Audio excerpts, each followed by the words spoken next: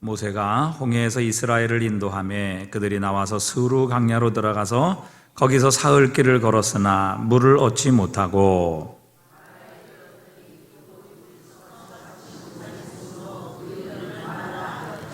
백성이 모세에게 원망하여 이르되 우리가 무엇을 마실까 하매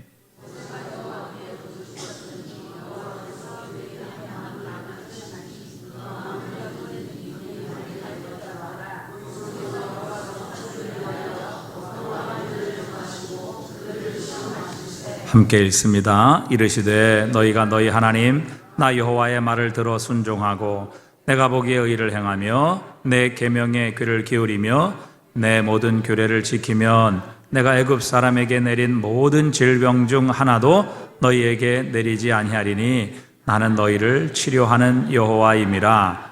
그들이 엘림에 이르니 거기에 물샘 12과 종려나무 70가루가 있는지라. 거기서 그들이 그 물 곁에 장막을 지니라. 아멘. 우리 한번 서로 축복하며 인사하겠습니다. 만나서 반갑습니다. 참 잘 오셨습니다. 주님의 이름으로 축복합니다. 출애굽기 14장은 우리가 잘 아는 홍해를 건너는 사건입니다.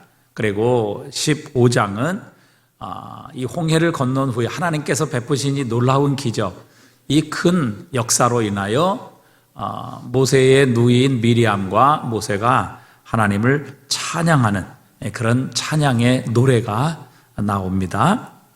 하나님의 큰 승리, 놀라운 기적, 정말 상상하지도 못할 자신을 가로막아 결국 죽음에 이르게 할 것이다 라고 생각했던 이 홍해가 하나님의 능력으로 갈라져서 그들은 그 홍해를 건너고 또 그들을 쫓아오던 애굽의 군대는 영원히 다시는 이스라엘을 쫓아올 수 없는 그런 결별의 순간을 만드신 분이 하나님이시지요. 이 놀라운 승리와 기적을 주신 하나님 앞에 이스라엘 백성들은 기뻐했습니다. 하나님의 놀라운 능력을 찬양했습니다.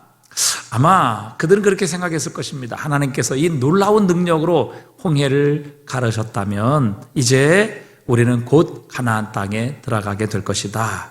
또 앞으로 어떤 대적을 만날지라도 우리는 형통하게 될 것이고 승승장구하게 될 것이다.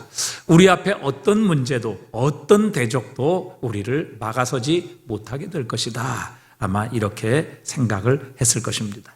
그런데 하나님께서는 이 놀라운 기적과 위대한 능력을 보이신 후에 이스라엘 백성들을 써서 먹지 못하는 이 마라라는 물가로 인도하셨습니다. 하나님께서 모르셨을 리도 없으시고 또 그렇다고 길을 잃어버리신 것도 아니셨을 텐데 왜 하필이면 이 위대한 기적, 놀라운 능력을 행하신 후에 사흘 만에 이 마라라는 쓴물에 도착하게 하셔서 거기에서 그 물을 마셨지만 도저히 그 물을 먹을 수 없는 그런 물로 하나님께서는 이스라엘 백성들을 인도하셨을까 하는 것입니다. 여러분, 우리도 사실 하나님의 큰 축복 또 위대한 능력과 기적을 체험한 이후에는 우리의 삶이 자동으로 이 세상에서 승리할 것처럼 그렇게 느껴질 때가 많습니다. 그러나 여러분, 우리가 이렇게 하나님의 구원을 받고 하나님의 큰 승리를 경험했다 할지라도 역시 우리의 삶의 문제가 전부 없어지는 것은 결코 아닙니다. 우리의 문제를 우리가 너무도 쉽게 넘어가고 이길 수 있는 것도 아니라는 사실입니다. 예수를 아무리 잘 믿어도 여러분, 우리 모든 사람에게는 고난이 임하게 됩니다. 하나님께서 우리와 함께 하신다고 해서 우리에게 고난이 면제되거나 아니면 장애물이 저절로 치워지는 것도 결코 아니라는 사실입니다. 우리 인생 가운데 하나님의 위대한 능력, 또 놀라운 구원, 또 위대한 기적을 체험한다 할지라도 우리 앞에는 여전히 마라와 같은 시험, 고통과 쓴물이 우리를 기다리고 있고 또 우리 앞에 여전히 많은 문제는 우리의 힘으로 해결하기 어려운 그런 문제를 만나게 된다는 사실이지요. 자, 그때 우리는 어떤 자세를 가져야 될까? 하나님께서 사실 이 홍해를 건너게 하신 후 얼마든지 가나안 땅으로 직접 인도하실 수도 있는 하나님이십니다. 그런데 하나님께서 왜 이스라엘 백성들을 이 써서 먹지 못하는 이 마라로 인도하셨을까 하는 것이죠. 거기에는 분명한 하나님의 목적이 있습니다. 오늘 본문 25절에도 보니까 그들을 시험하실세 이렇게 말씀하고 계시죠. 하나님께서 여기 마라를 인도하면 물을 써서 못 먹는 건 몰라서 그러신 것도 아니고 하나님께서 길을 몰라서 이쪽으로 우연히 인도하시다 보니까 마라에 써서 먹지 못하는 물가로 인도하신 것 결코 아니라는 사실이죠. 여러분, 우리 앞에 있는 고난, 우리 앞에 있는 위기, 써서 마시지 못할 것 같은 이 마라에 쓰디쓴 고통, 하나님이 결코 몰라서 우리를 이쪽으로 인도하시는 것 아닙니다. 길을 잃어버려서도 아니시고요. 하나님께서 어찌 우연히 인도하시다 보니까 우리가 마라에 도착하는 것 결코 아니라는 것이죠. 분명한 하나님의 뜻이 있습니다. 우리의 인생에 마라를 만나게 하신 것, 또 마라로 인도하게 하신 것, 하나님의 분명한 뜻이 있습니다. 자, 그렇다면 우리의 인생에 이런 놀라운 승리도 경험하고 하나님의 구원도 경험하며 하나님의 기적도 체험했는데 얼마 가지 않아 마라와 같은 이 인생의 쓰디쓴 경험을 하게 될 때에 우리는 과연 어떤 자세로 이 시험을 이겨야 할까 하는 것입니다. 하나님께서 과연 마라와 같은 이 쓴물을 만나게 될 때에 우리는 과연 어떤 자세를 가져야 하나님 기뻐하시는 이 시험에 합격할 수 있을까 하는 것이지요. 자, 첫 번째 우리가 생각해 볼 것은, 여러분, 하나님의 위대한 승리와 능력을 경험한 후에도 우리는 늘, 하나님께서는 우리가 늘 하나님을 의지하기를 원하십니다. 여러분, 하나님을 의지한다, 하나님을 인정한다 라는 것은 나를 부인한다, 겸손해진다, 하나님만을 시인하고 인정한다, 하나님만을 믿고 의지한다 라는 것을 의미하는 것입니다. 그러니까 겸손은 한마디로 나를 의지하는 것이 아니라 하나님을 의지하는 것입니다. 그러니까 승리 뒤에도 하나님께서는 우리가 겸손하기를 원하십니다. 즉 승리한 뒤에도 여전히 하나님을 의지하기를 원하신다는 것이죠. 끝까지 우리가 아무리 높아지고 아무리 큰 복을 받고 아무리 위대한 하나님의 기적과 능력과 승리를 경험한다 할지라도 여전히, 그리고 끝까지 우리가 겸손하게 하나님만 의지하기를 원하십니다. 그래서 하나님께서는 이 놀라운 승리 이후에 마라의 쓴물로 인도하시는 것이죠. 여러분, 우리는 사실 예수 믿는 사람은 모두가 다 문제가 있으면 하나님 의지합니다. 어려움 찾아오면 하나님께 기도합니다. 이건 신앙의 기본이지요. 여러분, 정말 어려움이 있고 위기가 있고 정말 살지 못하는 그런 위기에 처하게 되었을 때 하나님 앞에 기도하지 않는다, 겸손해지지 않는다, 또 하나님만을 의지하지 않는다, 이것은 어찌 보면 예수를 믿지 않는 것이라고 볼 수 있을 것입니다. 그래서 예수를 믿는 그리스도인이라면 여러분, 위기가 오고 어려움이 찾아오면 당연히 하나님 믿고 하나님 의지하고 하나님께 기도하는 것은 당연한 일입니다. 하나님만 바라보고요, 하나님께만 매달리고 하나님만 의지하는 것이지요. 그런데 여러분, 우리가 문제가 해결되면 어떻게 됩니까? 하나님을 바라보는 것이 아니라 하나님께서 주신 것으로 우리의 시선이 되돌려지게 되는 것입니다. 여러분, 우리의 문제가 해결되고 하나님의 승리와 축복이 임하게 되면 우리는 이내 그 승리에 도취되거나 아니면 하나님이 아니라 하나님께서 주신 것으로 우리의 시선이 빼앗겨버리게 된다는 것이죠. 이 대표적인 것이 바로 이삭입니다. 이삭이 없을 때 아브라함의 믿음은 오직 하나님께 있었습니다. 하나님만 바라보았고요, 하나님만 의지했고요, 하나님만을 신뢰했습니다. 하지만 그가 100세, 사라 나이 90세에 하나님의 놀라운 기적과 축복으로 하나님께서 이삭이라는 선물을 주시죠. 아브라함이 얼마나 기뻤겠습니까? 무엇보다 아이를 낳을 수 없는 상황에서 하나님께서 선물로 주신 이 이삭, 얼마나 기쁘고 감사했겠습니까? 자, 그때 아브라함의 시선은 그 이삭을 주신 하나님이 아니라 하나님께서 주신 이삭으로 그의 시선이 옮겨지게 됩니다. 그래서 하나님께서 취하신 조치가 무엇입니까?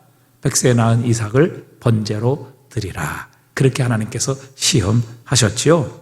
하나님께서 그것을 통해 이삭을 번제로 드리라 라는 시험을 통해 아브라함에게 요구하신 것은 하나님께서 주신 것이 아니라 그 모든 것을 주신 하나님께 시선을 고정하라. 다시 하나님을 주목하라. 다시 하나님만을 의지하고 신뢰하라 라는 것을 하나님께서 가르쳐 주시기 위함입니다. 결코 이삭을 번제로 드리게 하시거나 이삭을 아브라함의 손에서 빼앗기 위함이 아니라 이제 하나님만 바라보던 그의 시선, 하나님만 의지하던 이 아브라함의 믿음이 하나님께서 주신 이삭으로 쏠리게 되자 하나님께서는 다시 한번 그의 시선을 하나님께로 되돌리기 위해 이삭을 번제로 드리라 그렇게 시험하셨던 것이죠. 여러분, 왜 다윗이 하나님의 마음에 합한 사람이었을까요? 그는 위기 때 하나님만 의지했습니다.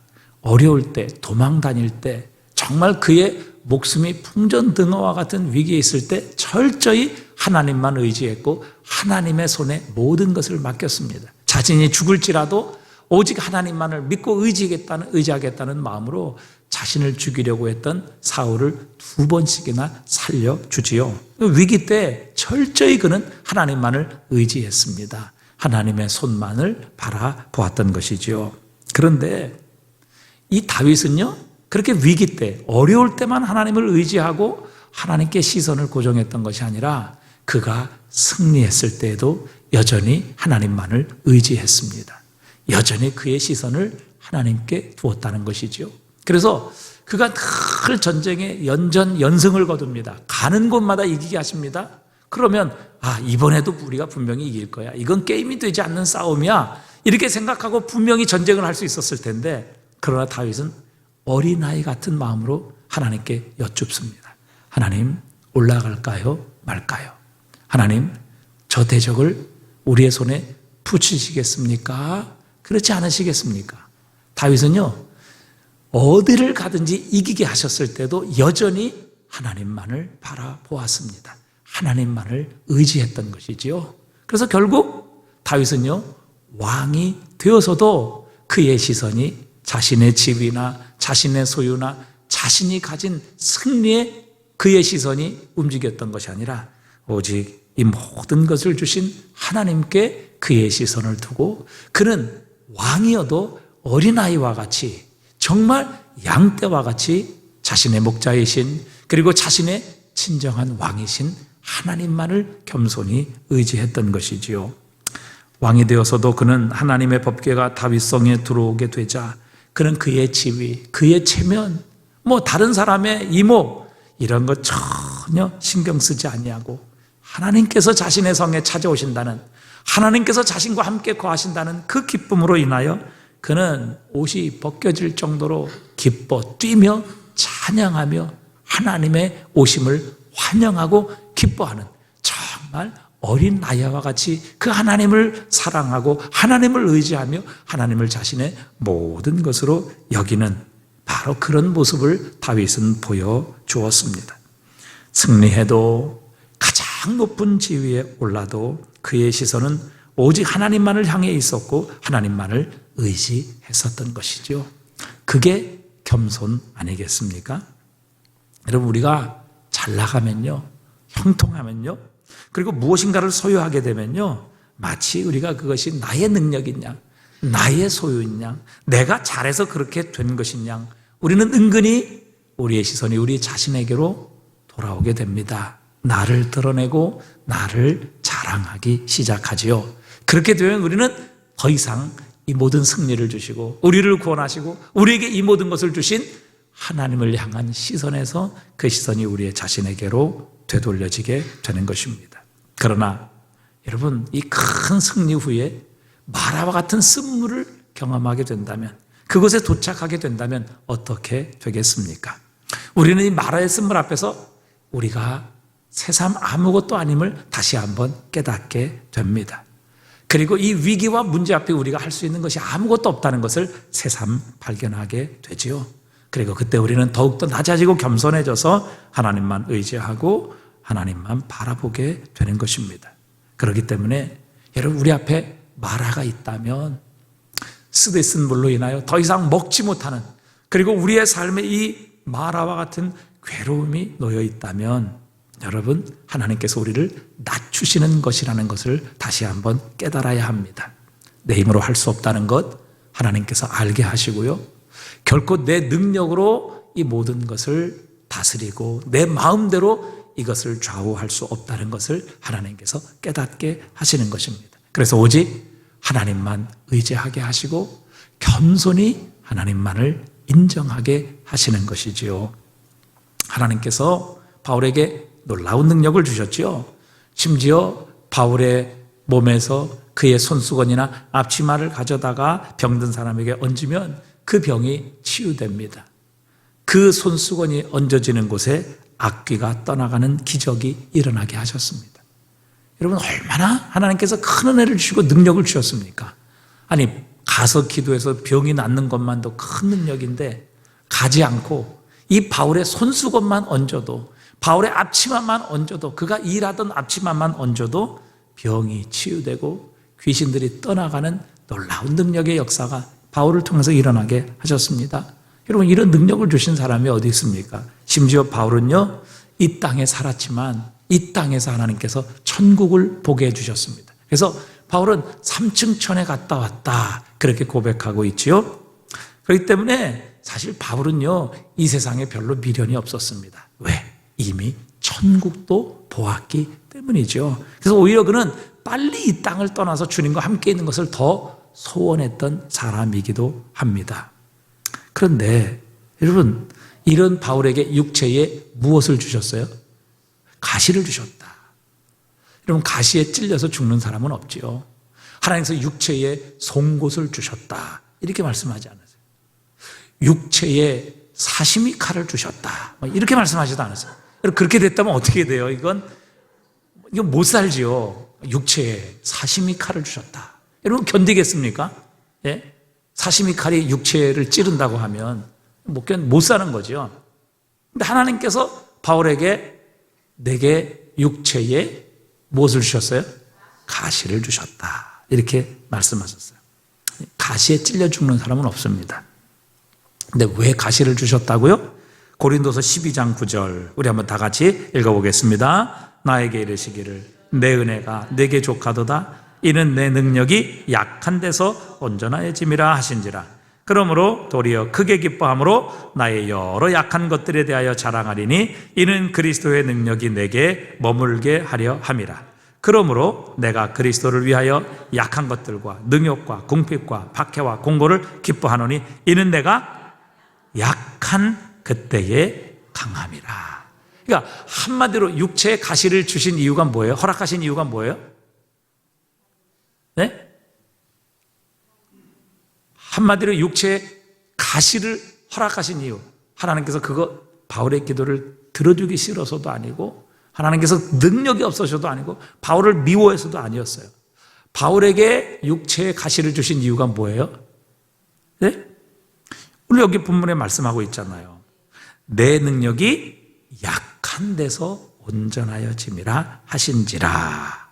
그래서 바울은 자신의 여러 약한 것들에 대하여 자랑하게 될 때에 그리스도의 능력이 자신에게 머물기 때문이라. 그래서 나는 그리스도를 위하여, 즉 그리스도께서 내 안에 머무르시고 그분의 능력이 나와 함께 하시기 위해 나는 오히려 약한 것들, 능력, 핍박, 공고, 궁핍, 이게 다 약한 거 아니에요? 자신이 약해서 지금 당하는 거 아니에요? 이 모든 것들을 기뻐한다. 왜? 내가 약한 그때에 그리스도 예수의 능력이 자신에게 머무름으로 더욱더 강해질 수 있기 때문이라. 그렇게 고백하는 거예요. 그러니까 한마디로 육체에 가시를 주신 이유는 그에게 너무 많은 능력을 주셨기 때문에 그 능력으로 인하여 바울이 교만하지 않게 하시기 위해 가시를 통해서 내가 이렇게 가시 하나 해결할 수 없는 연약한 존재라는 것을 늘 기억하고 살아. 자신의 연약함으로 인하여 위대하신 하나님의 능력을 의지하고 그분만 바라봄으로 하나님의 능력이 자신에게 계속해서 머물게 하시기 위해 하나님께서 육체의 가시를 자신에게서 거두어 가지 않으셨다, 이렇게 말씀하고 계시는 겁니다. 그러기에 여러분, 오늘 우리에게도 마라와 같은 인생의 쓰디쓴 물을 경험하고 있다면 하나님 앞에 엎드려야 합니다. 하나님 앞에 낮아져야 합니다. 오직 하나님만을 나의 능력으로, 나의 힘으로 인정하며 살아야 합니다. 그렇게 되면 하나님의 능력이 우리 안에 머물게 됩니다. 하나님의 역사가 우리의 삶에 계속해서 일어나게 하시는 것이지요. 그래서 여러분, 겸손해야 우리가 흔들리지 않습니다. 넘어지지 않습니다. 하나님의 능력이 우리와 함께 하실 수 있는 것입니다. 2014년 4월 17일 날에 세월호 참사가 일어났습니다. 476명이 탑승했는데 그 가운데 304명이 사망 실종이 되었죠. 그래서 그 시신을 아직도 다 찾지를 못했습니다. 이 304명의 사망자들 가운데는 거의 대부분이 수학여행을 갔던 많은 중학교, 고등학교 학생들이 포함되어 있었습니다. 그런데 이 큰 배, 이 세월호가 왜 뒤집어졌느냐? 그래서 많은 원인 조사가 있었습니다. 그런데 이제 궁극적으로 기술자들, 전문가들에 의하면요, 이 세월호에는 원래 150대의 자동차를 싣고 화물이 657톤을 실었다, 이렇게 기재를 했는데, 사실 실제로 이 세월호를 건지고 나서 조사를 해보니까 실제로 실린 차량이 150대보다는 30대가 많은 180대였고요. 657톤을 실었다고 했는데 실제적으로 짐을 실은 톤수는 1157톤이나 되었어요. 2배를 더 많이 실었다는 것이죠.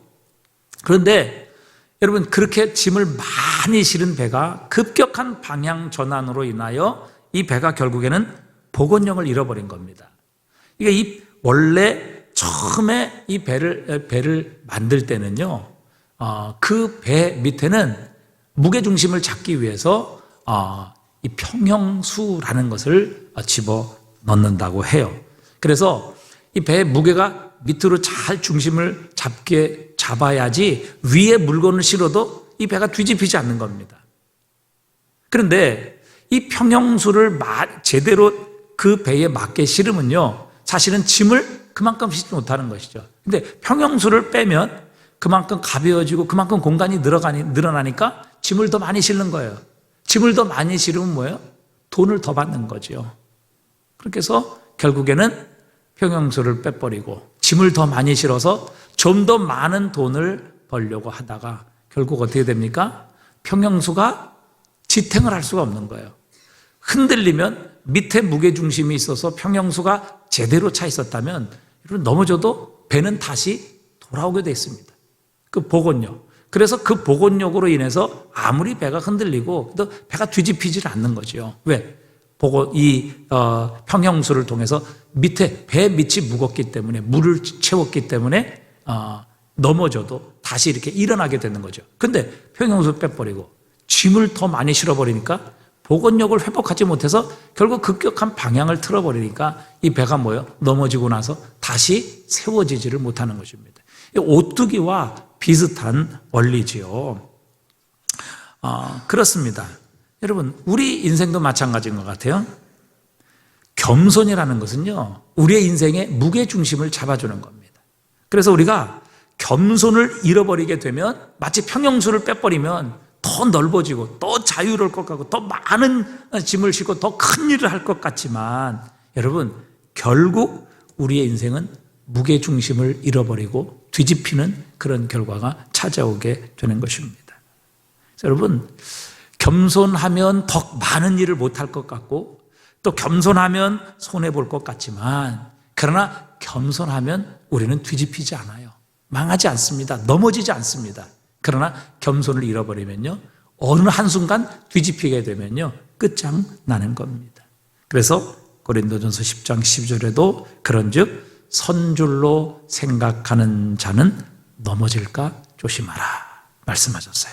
선줄로 생각하는 자, 넘어질까 조심하라. 왜? 무게중심이 점점 위로 올라가게 되면 결국 배가 복원력을 잃어버리고 다시 회복하지 못하는 것처럼 우리도 우리의 무게중심이 우리의 밑으로, 즉 겸손으로 우리의 무게중심이 잡혀져 있지 않으면요, 결국 언젠가는 이 배가 뒤집히게 되는, 그래서 다시 회복하지 못하게 되는 그런 일들이 일어나게 되기 때문에 그런즉 선줄로 생각하는 자는 넘어질까 조심하라. 주님께서 경고하고 계시는 거예요. 겸손으로 우리의 무게중심을 잡아야 합니다. 그때 우리는 세상이 우리를 아무리 유혹하고 아무리 흔들어도 넘어지지 않을 수가 있는 것입니다. 겸손이 뭡니까? 우리 자신을 부인하는 것입니다. 마라의 쓴물에 있었을 때, 이럴 때에 우리 자신이 할 수 있는 것은 아무것도 없음을 하나님께 인정하지요. 인정하는 것이지요. 그리고 이 물을 변화시킬 수 있는 분은 하나님이십니다. 하나님만이 해결하실 수 있습니다. 라는 것을 인정하는 것. 그래서 우리의 시선이 우리 자신이 아니라 바로 하나님께로 올라가는 것. 그것이 바로 겸손입니다. 그래서 겸손하기 위해서는요, 늘 우리 자신을 부인하는, 내 자신을 십자가에 못 박는 이런 일들이 있어야 돼요. 여러분 건강하십니까? 하나님의 은혜입니다. 이게 내 능력, 내가 열심히 운동해서, 내가 열심히 노력해서 내가 건강하다. 천만에요. 여러분 열심히 운동하다가 여러분 여기 머리 터지셔서 돌아가신 분도 계세요. 열심히 운동한다고 다 되는 것 아니에요. 하나님께서 지켜주셔야 합니다. 그렇지 않으면요, 열심히 운동하다가 오히려 이렇게 터지시는 분도 계세요. 그래서 여러분, 내가 건강합니까? 철저히 내 자신을 부인하고 하나님의 은혜임을 인정하는 것이 겸손입니다. 내 자신을 부인해야 돼요. 여러분 복을 받았습니까? 잘 됩니까? 물질적으로 축복을 받았습니까? 그렇다면 하나님의 은혜임을 인정하고 내 자신을 부인해야 합니다. 내가 노력해서 더 이상 그러면 하나님이 우리에게 필요 없죠. 또 여러분 하나님의 놀라운 능력으로 인하여 승리하는 삶을 살았습니까? 모든 영광을 하나님께 돌리셔야 합니다. 그래서 나의 나 된 것은 오직 하나님의 은혜로라. 이렇게 내 자신을 늘 부인하는 삶. 그래서 내 무게중심에 우리 주님이 계시는 삶. 그것이 바로 겸손이라는 것이지요. 내 능력, 내 노력, 내 지혜 때문이 아니라 하나님의 은혜입니다. 이렇게 고백할 때에 우리는 결코 넘어지지 않을 수 있습니다. 하나님께서 이 위대한 승리를 경험하게 하신 후에 사흘 만에 마라의 쓴물에 도착하게 하신 이유는 바로 우리로 하여금 우리 자신이 아니라 오직 하나님만을 의지하게 하시기 위함입니다. 이 모든 능력과 주권이 우리 자신이 아니라 우리를 인도하시는 하나님께 있음을 인정하게 하시기 위함이지요. 그래서 오늘 우리가 마라의 쓴물을 만났다면 우리는 우리의 시선을, 우리 인생의 문제 하나 해결하지 못하는 우리의 힘으로 마라의 쓴물을 어떻게 바꿀 수 없는 우리 자신이 아니라 이 모든 것을 치료하시고 우리에게 이 물을 먹을 수 있게 만드시는 하나님께 우리의 시선을 고정하라는 하나님의 사인입니다. 여러분, 지금 우리 앞에 해결할 수 없는 마라의 쓴물이 있습니까? 여러분, 우리 자신을 부인하고 하나님을 인정하십시오. 그때 하나님께서 마라의 쓴물을 달게 바꾸시는 기적의 역사를 우리의 삶에 베풀어 주실 것입니다. 두 번째, 하나님께서 우리에게 마라의 쓴물을 만나게 하신 이유 중에 하나는 바로 우리로 하여금 끝까지 그리고 성실하게 중단하지 아니하고 하나님만을 섬기고 의지하고 믿고 나가게 하시기 위함입니다. 즉 우리가 하나님을 신뢰하고 의지하는 일을 계속하게 하시기 위해서 하나님은 이 마라의 쓴물을 만나게 하시는 것이죠. 우리가 이제 운전하다 보면 요즘은 터널을 많이 만납니다. 갑자기 밝은 곳에 있다가 터널 속에 들어가면 어두워지지요. 그런데 여러분, 이 터널에 들어가게 되면 어떻게 하면 터널을 빠져나올 수 있을까요? 어떻게 하면 터널을 빠져나올 수 있을까요? 네? 그렇죠. 거기 멈추지 말고 계속 가면 됩니다. 그러면 조금 가면 결국에는 터널의 끝이 나오고 우리는 다시 밝은 햇볕 아래로 나올 수 있는 것이죠. 그런데 여러분 터널에 들어갔다 갑자기 어두워졌다고 뭐 두려워하거나 아니면 거기에서 멈추거나 중단하게 되면요, 진짜 그때는 터널을 빠져나올 수가 없게 되는 것입니다. 그래서 여러분 이 어두운 터널에 들어가게 되었을 때 그 터널을 빠져나오는 방법은 딱 하나입니다. 성실하게 계속해서 가던 길을 걸어가는 것이죠. 멈추지 말고 계속 가는 것입니다. 그렇게 되면 우리는 성실하게 계속해서 그 길을 걸어가게 될 때 결국 시간이 지나고 하나님의 때가 되면 터널의 끝을 만나게 하십니다. 그리고 그 터널을, 어두운 터널을 빠져나오게 하시는 것이죠. 어떤 분은 그렇게 말씀하시는 분이 계세요. 목사님, 저는 아무래도 동굴에 들어온 것 같습니다. 도저히 빠져나갈 구멍이 보이지 않아요. 여러분, 터널과 동굴의 차이점이 뭡니까? 네? 터널과 동굴의 차이점이 뭐예요? 터널은 들어가는 곳이 있고 그 다음에 나오는 곳이 있어요. 자, 동굴은 들어가는 곳이 있고 나오는 곳이 없어요. 그래서 이 터널과 동굴의 차이점이에요. 그런데 여러분, 나는 동굴에 들어가 있는 것 같습니다. 도저히 앞이 보이지 않습니다. 빠져나갈 수 있는 길이 없는 것 같습니다. 여러분 이렇게 생각하는데요. 근데 이게 생각만 바꾸면요, 얼마든지 빠져나올 수 있습니다.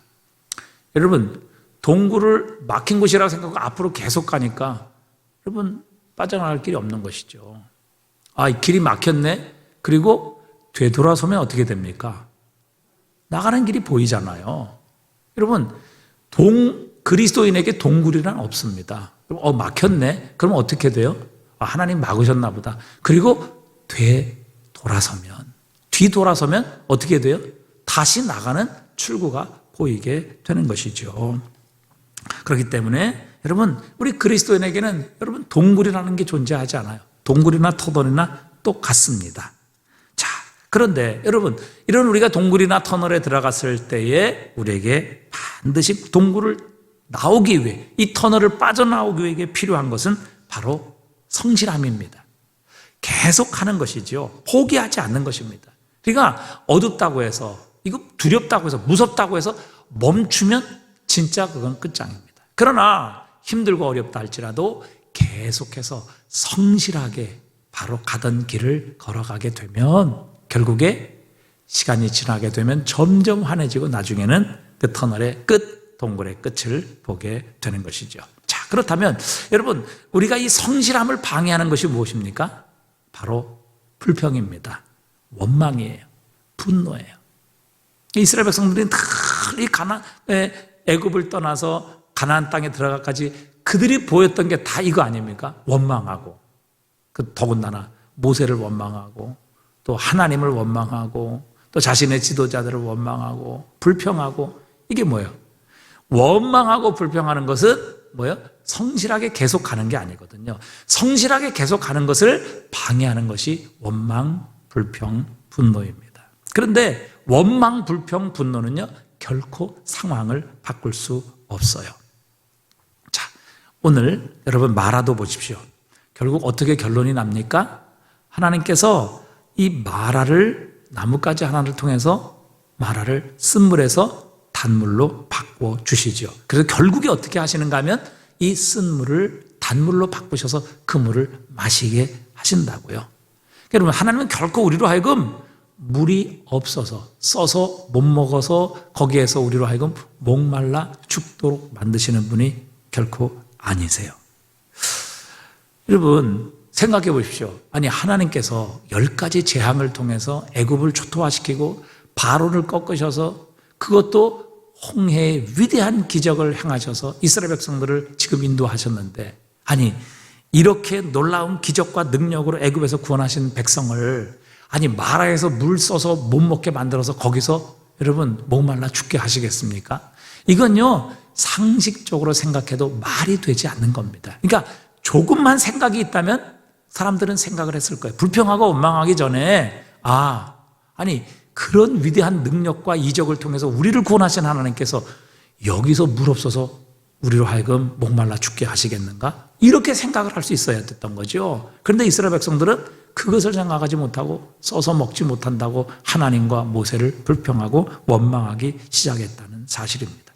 여러분, 하나님께서 이 놀라운 기적과 위대한 능력으로 애굽에 10가지 재앙을 내려 노예에서 이스라엘을 구원해내셨다면, 심지어 여러분 그 바다를 갈라 건너게 하시고 자신을 쫓아오는 이 애굽의 병사들을 다시 바다를 흐르게 하셔서 그들로 다시는 이스라엘 백성을 쫓아오지 못하도록 이 위대한 기적으로 구원하신 하나님이시라면, 여러분 어떻게든 이 마라를 통과하게 하시지 않겠습니까?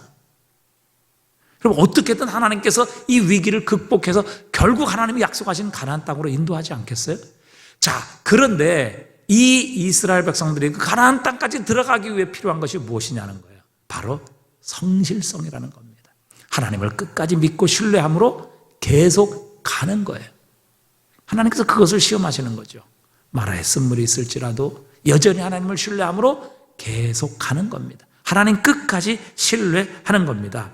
그래서 우리가 우리를 구원하신 하나님을 신뢰하고 우리에게 지금까지 베푸신 하나님의 은혜를 분명히 기억한다면, 여러분 우리가 어떤 상황에서도 계속할 수 있는 겁니다. 앞으로도 이스라엘 백성들이 얼마나 많은 위기를 만납니까? 이길 수 없는 대적들도 만나고요, 물을 없는 광야도 지나가고요, 심지어는 아무것도 먹을 것도 없는, 그리고 한 번도 고기도 먹지 못하는 이런 과정을 지나가잖아요. 근데 뭐예요? 계속해서 끝까지 갔으면 결국 가나안 땅 들어가는 거예요. 그런데 그렇게 하나님 기다리시고 그들을 훈련시키시고 시험시키면서 마지막까지 그 1년 만에 가데스반에 들어가서 이제는 가나안 땅에 들어가는 바로 그 직전까지 하나님께서 이들을 훈련시키시고 참으셨는데, 결국 끝에 가서 어떻게 돼요? 끝까지 그들은 뭐예요? 불평하고 원망함으로 계속하지 못하는 거예요. 성실성을 보이지 못하는 거라고요. 그래서 어떻게 됩니까? 이 놀라운 기적과 은혜를 체험했던 사람들이 40년 동안 광야에서 다 한번 한 세대를 돌게 하셔서 다 죽게 하시잖아요. 못 들어가게 하시잖아요. 그리고 결국 여호수아와 갈렙 그리고 그의 후손들만이 가나안 땅으로 하나님께서 들어가게 하셨던 겁니다. 그래서 여러분, 이 마라를 이기는 비결은 다른 게 없어요. 계속하는 겁니다. 하나님을 믿고 신뢰함으로 계속하는 겁니다. 여러분, 하나님께서 우리를 하나님의 독생자의 생명을 바쳐 구원해 주셨죠. 그런데 여러분, 우리 앞에 있는 인생의 마라와 같은 이 위기와 쓴물로 인해 하나님께서 우리를 목말라 죽게 하시겠습니까? 그 말도 되지 않잖아요. 예? 아니, 그렇게 죽이실 거라고 하면, 아니 마라의 쓴물 때문에 목말라 죽게 하실 거라 그러면 왜 하나님이 독생자를 보내셔요? 왜 우리를 왜 십자가에 죽게 하세요? 여러분, 이런 희생과 이런 하나님의 최고의 선물을 우리에게 주셨다면 나머지 주시지 않을 것이 없잖아요. 그 아들 독생자를 우리에게 내어주시니까 그와 함께 우리에게 무엇인들 아끼시겠느냐, 주님 말씀하시잖아요. 그래서 여러분, 우리에게는 아무리 마라가 아니라 마라보다 더 10배, 100배 쓴 위기와 어려움을 만날지라도요, 우리는 결코 죽지 않습니다. 끝까지 하나님 믿고 신뢰하며 계속 가면요, 반드시 마라의 쓴물을 단물로 바꿔주시고요, 이것 넘어가게 하시고요, 결국엔 약속하신 가나안 땅까지 우리를 인도하시는 겁니다. 그래서 여러분, 이 마라는요 반드시 해결되는 겁니다. 어떻게 하면? 믿음을 가지고 끝까지 계속 가면, 계속 신뢰하면, 계속 주님 말씀 순종하면요, 반드시 이 마라는 통과하게 되어 있는 거예요. 그렇지 않아요? 아니, 이 애굽에서 구원하신 10가지 재앙을 통해서, 아니 바로도 완전히 애굽을 초토화시키면서까지 노예에서 구원하신 하나님께서, 아니 마라의 문제 해결하지 못해서 하나님께서 가나안 땅에 들어가지 못하게 하시겠어요? 이건 말이 되지 않는 것이라는 사실이죠. 그래서 여러분, 우리 앞에도요 마라와 같은 문제가 반드시 우리에게 존재할 수 있습니다. 어떻게 그것을 이길 수 있습니까? 여러분, 계속 예수님을 신뢰하는 겁니다. 그리고 우리는 반드시 이 마라를 넘어갈 수 있다, 그리고 넘어가게 하신다라는 믿음을 가지고 하나님 계속해서 순종하는 겁니다. 여러분, 절대 우리 마라 때문에 죽지 않아요. 마라 때문에 우리 망하지 않습니다. 마라 때문에 여러분 우리의 걸음이 멈춰지지 않아요. 반드시 마라는 넘어가게 되어 있습니다. 아니, 이 놀라운 기적과 위대한 능력으로 홍해도 가르친 하나님께서, 아니 마라의 쓴물 하나 바꾸시지 못하겠어요? 그거 하나 해결하지 못하시겠어요? 여러분, 이 모든 것은 뭐예요? 우리를 향한 하나님을 향한 우리의 성실함을 기르기 위한 하나님의 분명한 계획이라는 것을 우리에게 말씀하고 계시는 겁니다. 그렇기 때문에 여러분, 여러분 앞에 어떤 마라가 있을지 모릅니다. 그러나 분명한 사실은 그 말하는 반드시 해결됩니다. 그리고 터널의 끝은 반드시 있기 마련입니다. 이때 우리가 보여야 하는 태도는 우리가 하나님께서 이 시험을 통해서 하나님께서 우리에게 보기를 원하시는 것은 성실함이에요.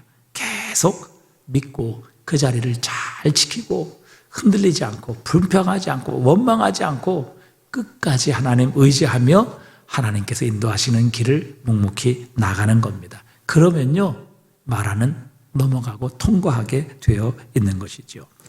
열왕기상 18장에 보면요, 엘리야와 850명의 바알 아세라 선지자의 대결이 나옵니다.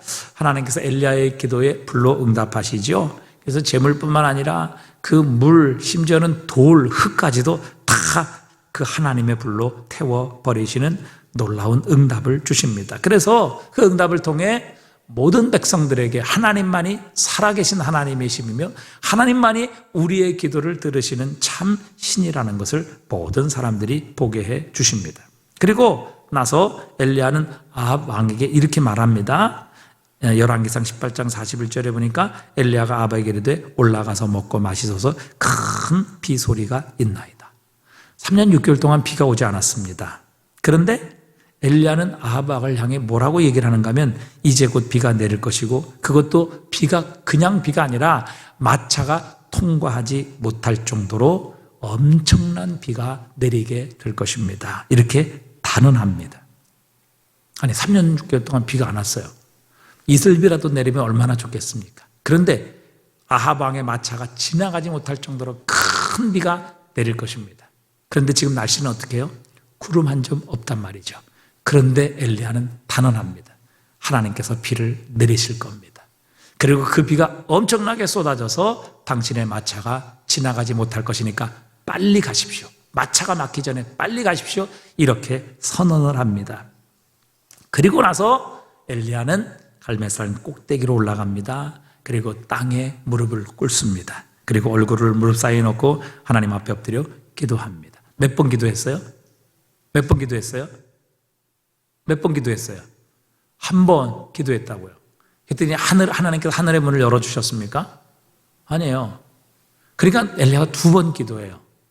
그러니까 하늘의 문이 열렸어요? 아니에요. 3번 기도해요. 아무런 조그마한 조각구름 하나 일어나지 않았다가.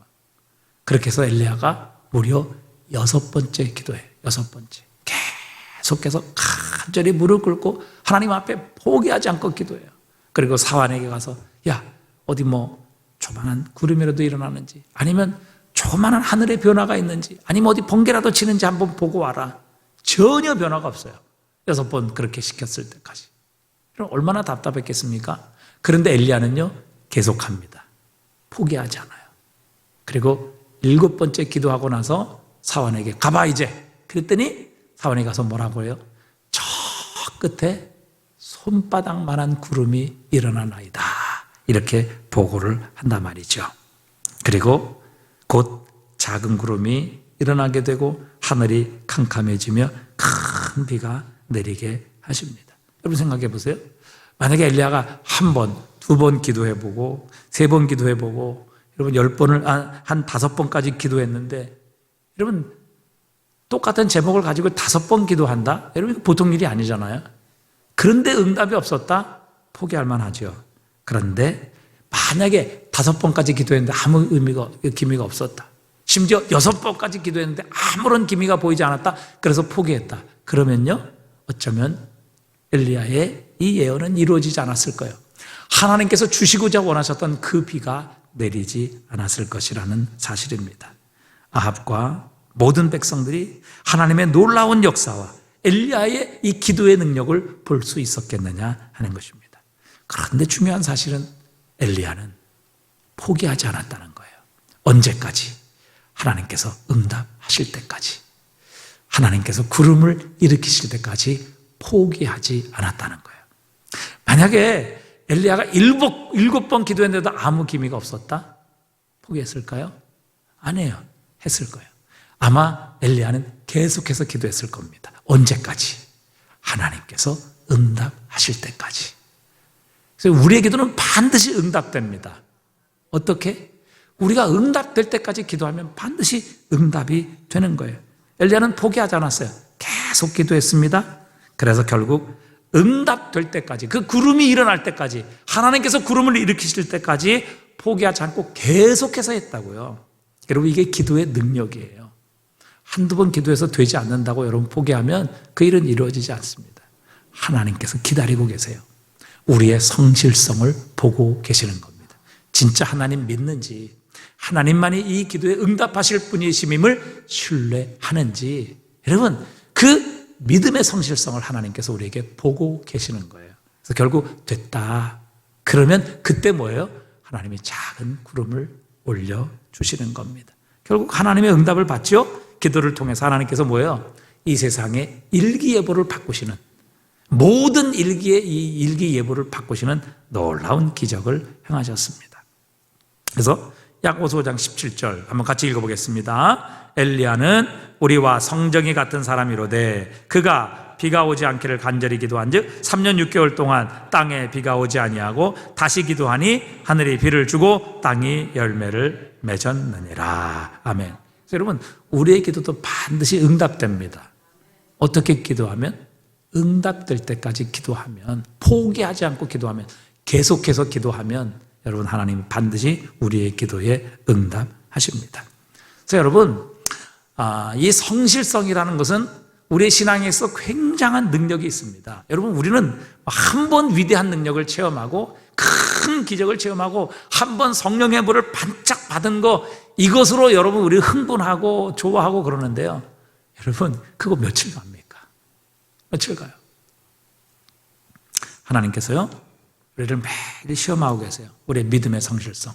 그래서 여러분, 사실 이 철야 예배 계속 나오시는 것 절대 쉽지 않아요. 철야 예배도 나오시다가 지금 나오시지 않는 분 계시거든요. 또 뭐 코로나 이런 여러 가지 문제로 인해 한 번씩 이렇게 빠지고 나면 나오시다가 안 나오시는 분도 있어요. 그러나 여러분, 이렇게 철야 예배도 하나님 앞에 하나님께서 주실 은혜를 바라보며 사모하며 여러분 성실하게 끝까지 기도하고 그 자리를 지키는 자가 여러분 결국 승리하는 겁니다. 언젠간 하나님의 응답을 보게 해 주실 것입니다. 언젠간 하나님의 역사와 능력을 보게 해 주실 것입니다. 언젠간 하나님의 부흥의 역사를 체험케 하실 겁니다. 그러나 여러분 생각해 보세요. 뭐 한 몇 달 나오다가, 아니 몇 주 나오다가, 은혜 받았을 때 반짝 나오다가 여러분 은혜가 떨어져서 나오지 않아요. 또 뭐 기도 몇 번 했는데 응답되지 않아요. 뭐 몇 번 하는데 은혜를 받지 못해요. 그래서 여러분 몇 번 나오다가 뭐 몇 달 나오다가 나오지 않고 여러분 이 성실성에 있어서 하나님 앞에 시험에 결국에는 합격하지 못하게 되면 하나님께서 주실 진짜 좋은 것을 보지 못하는 거예요. 그러니까 여러분, 이 성실성이라는 것이 얼마나 큰 능력인지 알 수 없습니다. 여기에요 그리스도인의 내공이 있는 거예요. 그러니까 한두 번 하다가 바짝 하다가 그냥 얼마 있다가 포기하는 거. 그래서 여러분, 새벽 기도의 자리도요, 여러분 그저 뭐 이렇게 문제가 있어서 한두 번 나오시는 분, 뭐 그럼 더 귀한 분입니다. 그러나 여러분, 평생을 새벽 기도 하시는 분이 있어요. 평생을 이 자리를 지키시는 분이 있어요. 여러분, 그런 분들의 신앙, 그런 분들의 기도는요 결코 무시할 수가 없습니다. 여러분, 거기에 내공이 있는 거예요. 절대 그거 무시 못합니다. 우리 뭐 금요 샘물 기도, 여러분 누가 나오시는지 모르죠? 이 장로님, 오늘 금요 샘물 기도 몇 분 나왔어요? 4분 나왔어요. 많이 나올 땐 12분도 나왔다고요. 오늘 4분 나왔어요. 여러분, 이것도요 하루 한 번, 2번 하는 거 하고요, 여러분 이게 벌써 우리가 이 금요 샘물기도 한 지가 벌써 15년이 넘는다고요. 근데 이 15년을 그 자리를 지킨다는 것, 여러분 그게 쉽지 않아요. 이 장로님 처음부터 지금 이 금요 샘물의 기도 자리를 지키시고 내년에 은퇴하신다는데, 그래서 제가 그랬어요. 아니, 직분의 은퇴는 있어도 사명의 은퇴가 어디 있습니까? 내년에도 계속 하십시오. 제가 부탁을 드렸는데, 여러분 이게 한두 번, 뭐 몇 번 하다가 포기하는 것, 여러분 거기에는 하나님의 능력이 나타나지 않아요. 그러나 여러분 1년, 5년, 10년, 15년을 계속해서 성실하게 기도하는 사람에게는요, 하나님의 놀라운 내공이 있습니다. 이 신앙의 내공이 있게 되는 거라고요. 제가 여러분 토요일 날 여러분 늘 중보기도 하십니다, 권사님들이. 그런데 제가 토요일마다 중보기도 권사님들의 숫자를 셉니다. 여러분 모르시죠? 기도하시는 권사님들 모르세요. 제가 토요일 날 늘 9시에 기도하는데 이 본당에서 기도하면서 제가 늘 권사님 기도하시는 권사님들 봅니다. 몇 분 나오시는가. 여러분 어떨 때는요 보통 한 5분, 6분 정도 나오시고요. 적게 나오시면 3분 그렇게도 나오시는 날도 있어요. 많이 나오시는 날은 한 6분, 7분 이렇게 나오시는 날도 있는데요. 그런데 빠지지 않고 그 자리를 지키시는 분이 계세요. 그게 뭐예요? 하나님 앞에서의 성실성입니다. 그게 믿음이에요. 여러분 그 믿음을 갖게 될 때 언젠가 뭐예요? 엘리야와 같은 하나님의 위대한 기적과 능력을 체험하게 하시는 겁니다. 하나님께서 약속하신 좋은 날을 보게 되는 거예요. 터널의 끝을 만나게 하시는 겁니다. 그래서 여러분 오늘 하나님께서 이렇게 이스라엘 백성들에게 크고 위대한 기적 이후에 마라의 쓴물을 만나게 하시는 것은요 어떤 상황, 어떤 여건 속에서도 뭐예요?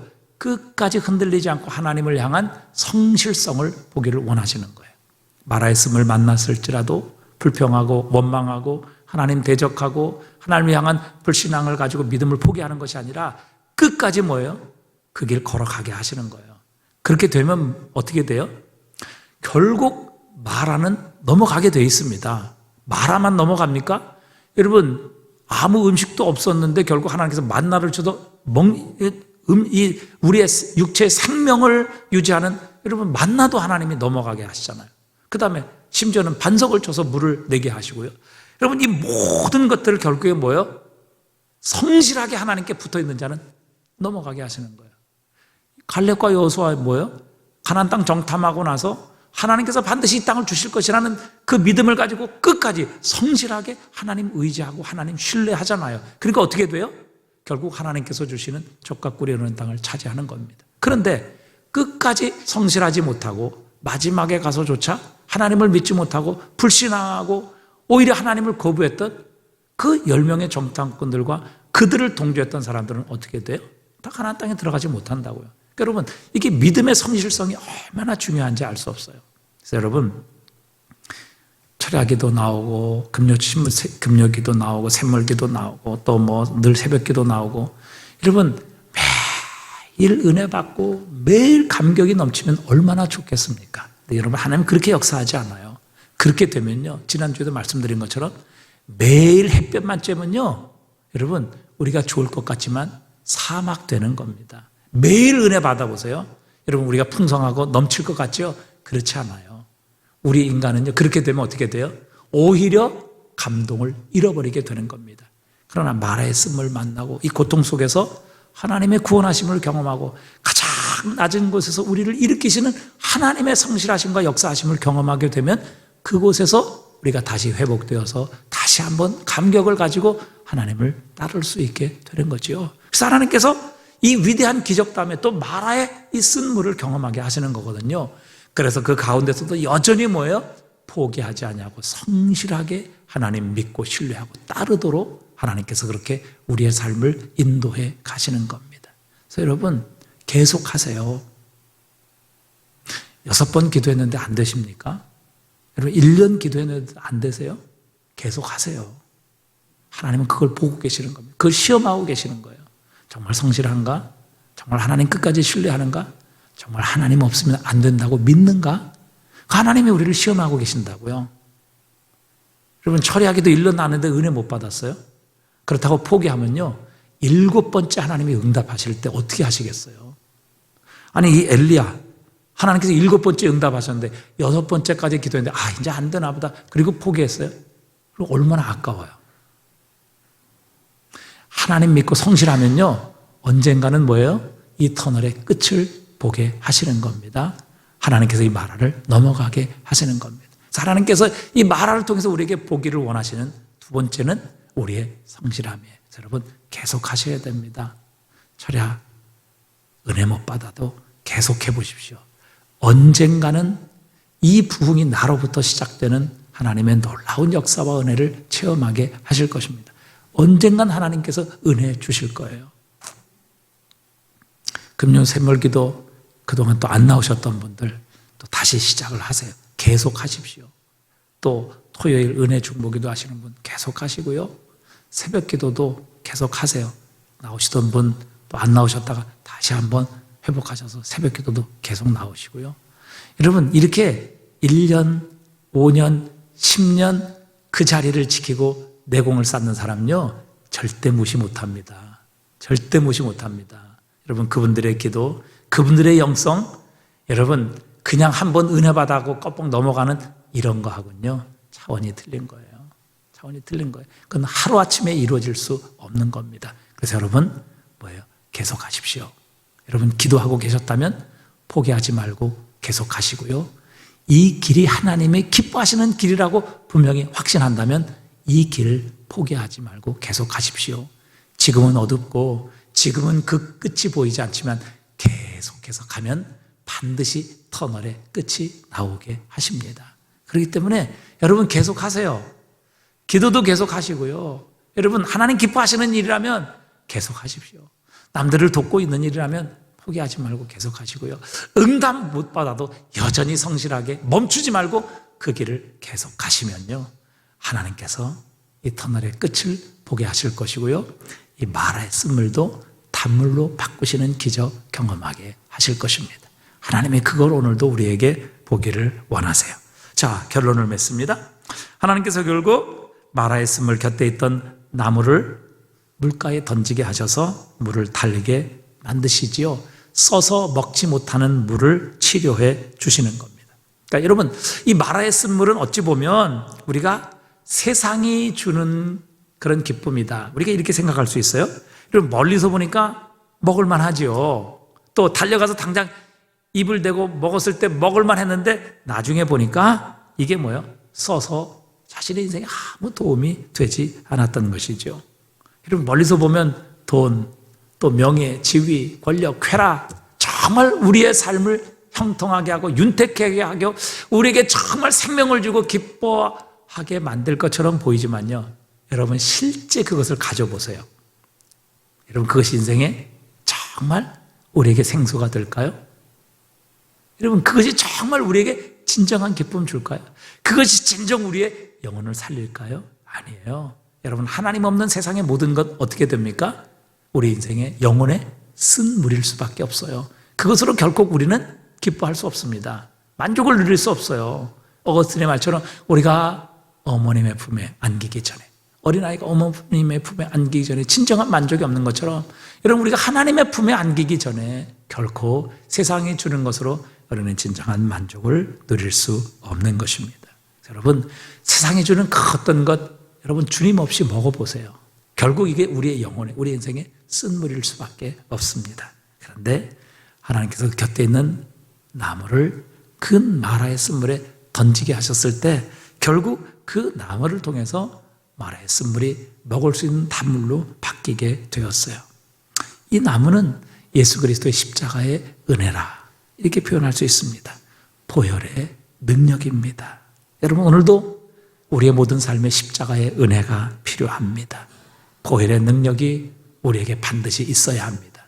여러분, 우리의 가정도요, 이 주님의 십자가의 은혜가 없으면, 보혈의 능력이 없으면요, 여러분, 살면 살수록 쓴물이 될 수밖에 없습니다. 그러나 우리의 가정 가운데 이 십자가의 보혈의 능력이 임하면, 하나님의 은혜가 임하면 진정한 단물로 바뀌어 우리에게 진정한 기쁨과 생명을 주는 가정으로 바뀔 수 있습니다. 우리의 자녀도 마찬가지거든요. 우리의 일터도 마찬가지입니다. 우리의 직장도. 여러분, 예수님의 이 십자가의 은혜가 여기에 들어가지 않고는 결코 우리의 인생에 유익을 주고 우리에게 생명을 줄 수 있는 단물로 우리에게 다가올 수 없습니다. 모두가 다 우리의 영혼을 만족시킬 수 없는 쓴물이 될 수밖에 없는 것입니다.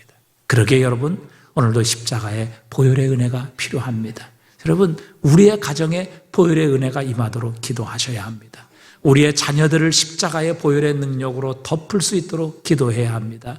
우리의 일터와 사업도 주님의 십자가의 보혈의 능력이 함께 하실 때 이것이 뭐예요? 축복의 도구가 되는 것입니다. 그러나 여러분, 십자가의 보혈의 은혜가 없으면 이게 뭐예요? 이것 때문에 우리 망합니다. 이것 때문에 우리의 영혼이 사는 게 아니라 죽습니다. 이것 때문에 우리가 하나님 떠나게 되는 겁니다. 그렇기 때문에 우리의 일터와 직장, 우리의 모든 축복에 십자가의 보혈의 은혜가 필요한 것입니다. 이 나무, 여러분 지금 당장 자라지 않죠? 이 나무는 1년 전에도 있었고 아마 10년 전에도 있었을걸요. 그런데 주님께서, 하나님께서 그 옆에 있는 나무 던지라 그렇게 했을 때 그 나무가 들어가서 결국 쓴물이 단물로 바뀌어지는 기적이 일어나게 하셨습니다.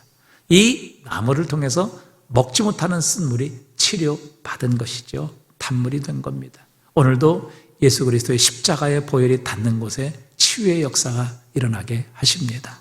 오늘도 우리의 이 연약한 몸, 정말 이 쓰디쓴 우리의 육체, 이 십자가의 이 보혈의 은혜가 임하셔서 하나님이 우리의 이 쓴물과 같은 우리의 이 육체를 치료해 주시는 은혜가 있기를 바랍니다. 그리고 여러분 십자가의 이 나무는요, 이 마라의 쓴물 옆에 있었어요. 그래서 주님께서 모세에게 그 나무를 마라에 던지라 이렇게 말씀하셨죠.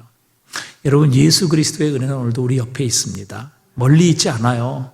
여러분 주의 이름을 부르는 자는 누구든지 구원을 얻게 하셨어요. 여러분 이 나무는 이전부터 우리 곁에 있었던 거예요. 하나님께서 그 나무를 마라의 쓴물에 던지라 하셨을 때 결국 그 나무를 통해서 쓴물이 치료받았던 것처럼 여러분 주님은 오늘도 우리 곁에 계십니다. 그 주님의 십자가, 그 나무 십자가의 보혈의 능력이 우리의 삶에 닿게 될 때에 우리의 삶에도 치유의 역사가 일어나게 하실 줄 믿습니다. 여러분 정말 쓰디쓴 물처럼 우리 자신에게 어느 누구에게도 도움되지 않고 유익하지 않고 또 그들에게 은혜를 끼치 못했던 우리, 그러나 십자가의 보혈의 능력이 우리를 덮고 그 보혈의 능력이 우리를 치료해 주시고 바꾸어 주시고 거듭나게 하신다면 얼마든지 단물과 같은 인생으로 우리의 인생이 바뀌어지게 하실 줄 믿습니다. 이 능력이 바로 나무 십자가에 달리신 우리 주 예수 그리스도에게 있습니다. 그러기에 오늘도 주님, 이 십자가의 보혈의 능력이 우리의 가정을 덮어주시옵소서. 우리의 자녀를, 우리의 교회를, 또 우리의 미래를, 우리의 일터를, 우리에게 주시는 이 축복을 주님의 십자가의 보혈로 덮어주시고 십자가의 은혜로 새롭게 하여 주시옵소서. 그때 쓰디쓴 마라와 같은 우리의 인생, 우리의 모든 관련된 것들이 다시 한번 모든 사람에게 축복과 유익이 되는 단물이 되게 하실 줄 믿습니다.